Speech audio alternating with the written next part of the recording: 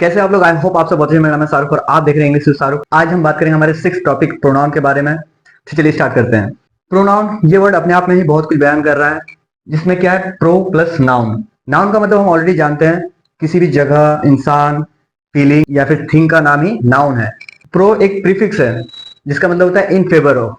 एक ऐसा वर्ड जो हम नाउन के लिए या नाउन के बदले में इस्तेमाल करते हैं, वो कहलाता है प्रोनाउन। प्रोनाउन को और अच्छे से समझने के लिए एक स्टोरी देखते हैं, जहां पे हम पहले प्रोनाउन इस्तेमाल नहीं करेंगे, नाउन इस्तेमाल करेंगे। ये स्टोरी मेरी खुद की है, लेकिन यहाँ पे प्रोनाउन इस्तेमाल नहीं हो रहा है।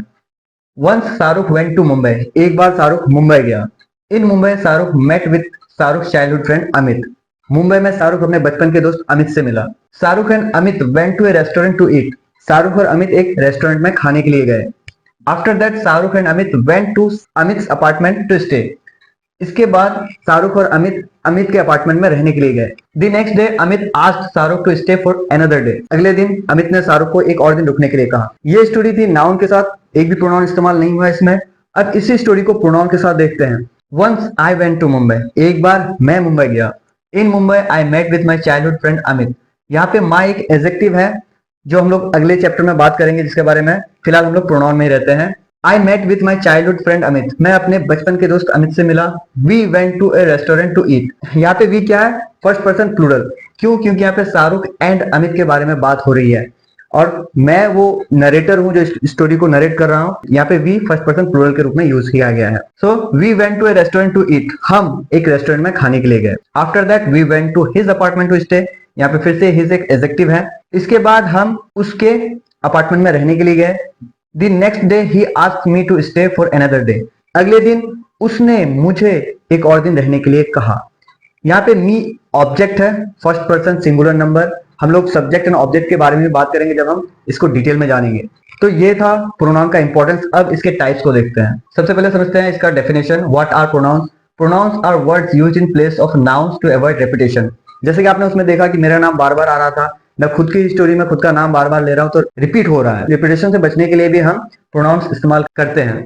इसके एग्जांपल्स हैं I, me, myself, he, she, they, us, it, we, you, etcetera.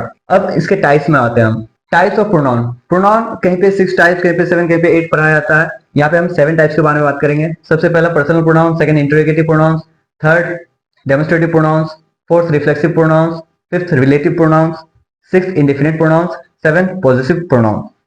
अब इनको डिटेल में समझते हैं। सबसे पहले बात करते हैं पर्सनल प्रोनाउन के बारे में। Personal pronouns refers to specific people और थिंग्स। यहाँ पे पर्सन हमें बता रहा है कि किसी हम इंसान के बदले में यूज किए जाने वाले वर्ड के बारे में हम जानेंगे। इसके एग्जांपल्स है I, you, he, she, it, we, they. इसके साथ साथ हम ये जानेंगे कि ये सब्जेक्ट कब है, कब ऑब्जेक्ट होते हैं, सिंगुलर, प्लूरल और पर्सन के साथ। क्यों?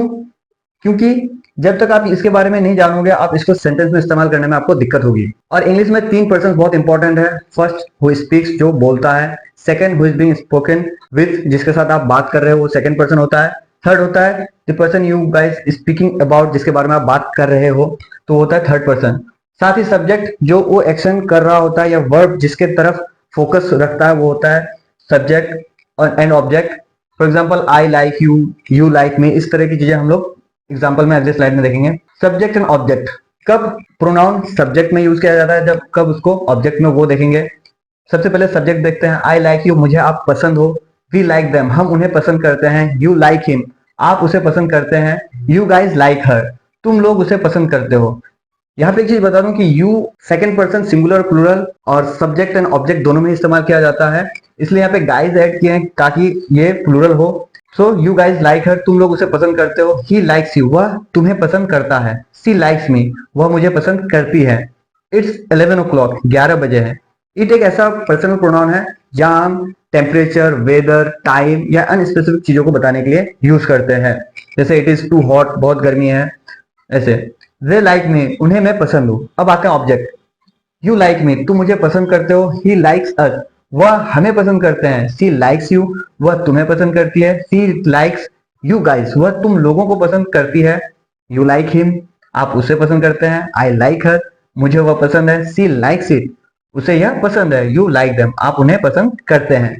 तो ये था personal pronoun subject and object के रूप में। अब हम लोग बात करेंगे सेकेंड टाइप, इंटरोगेटिव प्रोनाउंस के बारे में।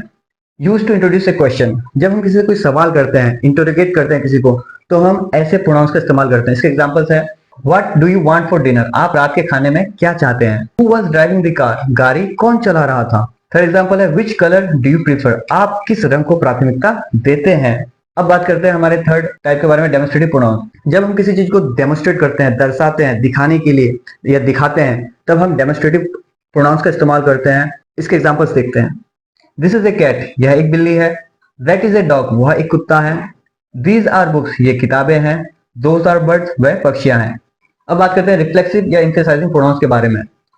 Refers back to the subject, ये ऐसे प्रोनाउंस होते हैं जो किसी भी प्रोनाउन को उसके काम को क्या करता है, रिफ्लेक्ट करता है या उस बात पे जोर देता है, एम्फेसाइज करता है उस बात को। इसके एग्जांपल्स हैं I myself lock the door, इस सेंटेंस में क्या कर रहा है, मैंने खुद ही दरवाजा बंद कर लिया। अब ये जो खुद है, ये क्या एक एम्फेसाइजिंग प्रोनाउन है, क्योंकि ये खुद के बात पे जोर दे रहा है। You yourself asked for help, आपने खुद ही मदद मांगी थी। थर्ड एग्जांपल है we can look after ourselves, हम अपना ख्याल रख सकते हैं। रिफ्लेक्सिव प्रोनाउन में भी पर्सनल प्रोनाउन से इसका कनेक्शन रहता है। क्यों? क्योंकि आप किस प्रोनाउन के बदले में उसको एम्फेसाइज कर रहे हो या रिफ्लेक्ट कर रहे हो, वो इंपॉर्टेंट है। जैसे I myself, we ourselves, you yourself. You जो प्लूरल है इसके लिए हम बोलते हैं yourself, he himself, she herself, it itself, they themselves. तो ये था एम्फेसाइजिंग और रिफ्लेक्सिव प्रोनाउन। अब बात करते हैं हमारे फिफ्थ टाइप, रिलेटिव प्रोनाउंस के बारे में। Relative pronouns connect dependent clauses to independent clauses, ये इंडिपेंडेंट क्लॉजेस को कनेक्ट करता है। इसके एग्जांपल है tiger is a wild animal that killed a fox, बाघ एक जंगली जानवर है जिसने एक लोमड़ी को मार डाला। I need to find a person who can read English, मुझे एक ऐसे व्यक्ति को ढूंढना होगा जो अंग्रेजी पढ़ सके। थर्ड एग्जांपल है the festival which lasted all day ended with A banquet, पूरे दिन चलने वाला उत्सव भोज के साथ समाप्त हुआ। इसके रिलेटिव प्रोनाउंस एग्जांपल है हु, हुम, हुज, विच, दैट। अब बात करते हैं हमारे सिक्स्थ टाइप इंडेफिनिट प्रोनाउंस के बारे में। Refer to non specific things, कई बार कुछ ऐसी चीजें होती है जहां पे हम किसी चीज को स्पेसिफाई नहीं कर पाते हैं। कई बार हमें नहीं पता था कि कौन बात कर रहा था, कौन आया था, किस चीज के बारे में बात कर रहे हैं। वैसे उन जगहों में हम इंडेफिनिट प्रोनाउंस का इस्तेमाल करते हैं। इसके एग्जांपल्स है समवन, एनीबॉडी, एवरीथिंग। इसको सेंटेंस में भी देखेंगे हम लोग। समवन एट माई चॉकलेट, किसी ने मेरी चॉकलेट खा ली। अब वो कौन था हमें नहीं पता। Second, if anybody ask tell them I have gone out, कोई पूछे तो कह देना मैं बाहर गया हूं। Third, I lost everything in the crash, दुर्घटना में मैंने सब कुछ खो दिया। अब हम आते हैं हमारे लास्ट टाइप पॉजेसिव प्रोनाउंस में। इंडिकेट ऑनरशिप, पॉजेसिव वर्ड आया है पोजीशन से, जिसका मतलब होता है ऑनरशिप, अधिकार किसी चीज पे। इसके एग्जांपल है mine, yours, his, hers, ours, theirs. इसको हम सेंटेंस में देखेंगे। दिस बुक इज माइन, यह पुस्तक मेरी है। दैट पेन इज योर्स, वह कलम तुम्हारी है। दैट जैकेट इज हर्स, वह जैकेट उसकी है। एक इंपॉर्टेंट बात प्रोनाउन के बारे में, प्रोनाउन में आपको यह सुनिश्चित करना है कि प्रोनाउंस नंबर और जेंडर में उनके एंटासीडेंट से मेल खाते हो। अदरवाइज अगर आप इस चीज को नहीं करते हो तो आपका सेंटेंस इनकम्प्लीट होगा और सामने वाले को समझ में नहीं आएगा कि आप किसके बारे में बात कर रहे हो। कहीं आप दो तीन व्यक्तियों के बारे में या दो तीन चीजों के बारे में एक साथ तो नहीं बात कर रहे हो। इसका हम एग्जाम्पल के साथ देखेंगे। यहाँ पे खाली जगह दिया गया है, ब्लैंक स्पेस है। Lives in India, he is a good teacher. अब ही एक प्रोनाउन है जो हम लोग अभी देखे। ही का एंटासीडेंट क्या होगा, किसके बदले में हमने ही यूज किया है वो हम आज ढूंढेंगे यहाँ पे। तो इसके लिए हमें ही का ग्रामेटिकल प्रॉपर्टीज जानना है। ही क्या है, थर्ड पर्सन है। इसका नंबर क्या है, सिंगुलर नंबर। इसका जेंडर क्या है, मस्कुलिन। तो इसका एंटासीडेंट भी इन प्रॉपर्टीज को मैच कर रहा हो ये देखना जरूरी है। जैसे person, third person, singular number, masculine होना चाहिए। तो इसका हम एक एग्जांपल देखते हैं, अमन। तो अमन इन तीनों चीजों को मैच कर रहा है, थर्ड पर्सन भी है, सिंगुलर नंबर भी है और मस्कुलिन भी है। तो यहाँ पे हम लिख सकते हैं Aman lives in India, he is a good teacher. इस बात का आपको ध्यान रखना है कि प्रोनाउन का एंटासीडेंट उसके साथ मैच कर रहा हो। तो ये था एक इंपॉर्टेंट चीज जो आपको जानना है। तो आज का वीडियो यहीं तक। आई होप आपको ये वीडियो पसंद आई तो लाइक कीजिए और ऐसी वीडियोस के लिए इस चैनल को सब्सक्राइब कीजिए। मिलते हैं अगली वीडियो में।